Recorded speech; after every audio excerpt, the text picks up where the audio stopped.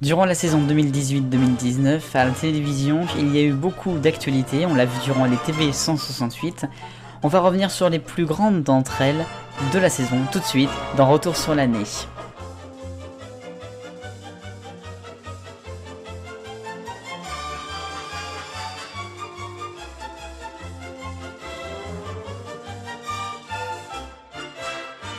Retour sur l'année.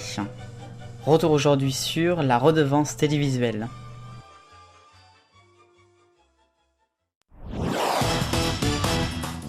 Bonjour à tous. Le 16 septembre 2018, la une de votre TV 168 cette semaine-là était consacrée à la fameuse réforme de l'audiovisuel. Ça a vraiment fait l'actualité tout au long de l'année. Mais en particulier sur un point important, non pas totalement sur la réforme, mais sur la redevance de l'audiovisuel, qui pour l'instant, redevance télé. Alors ce jour-là, nous savions et nous avions appris de par la ministre de la Culture que la redevance télévisuelle pourrait être augmentée, pourrait être aussi mise sur les ordinateurs qui reçoivent la télé et qui permettent de la regarder, sur les tablettes, sur les téléphones, etc. Et évidemment, ça a fait grincer des dents. C'était une mainmise de plus sur tous les médias, cette redevance, qui existe quand même depuis 1933, c'est-à-dire depuis quasiment le début de la télévision française. Toutes les personnes qui ont un téléviseur chez elles payent cette redevance, c'est logique. Même si elles ne reçoivent pas la TNT par exemple. Si elles ont un téléviseur qui ne marche plus ou alors qui sert pour jouer aux jeux vidéo, la redevance marche, normalement, si je dis pas de bêtises. Eh bien, figurez-vous que ce jour-là, ils avaient dit donc qu'ils allaient ouvrir la redevance à d'autres médias, et puis ils avaient même dit que le CSA pourrait avoir un contrôle désormais peut-être sur internet et sur tous les sites, sur les web TV, sur YouTube, enfin bref sur tout quoi. Ça serait vraiment la dictature.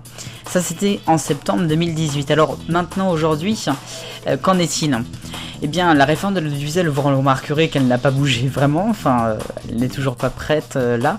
Ce sera, je crois, le gros sujet de l'année prochaine, avec Canal+.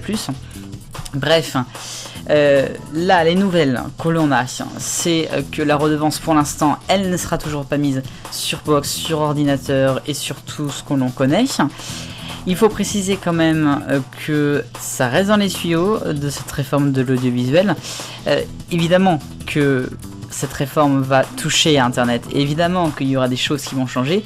On ne sait pas quand, on ne sait pas quoi, mais ça peut faire mal. C'est pour ça qu'il faut faire très attention.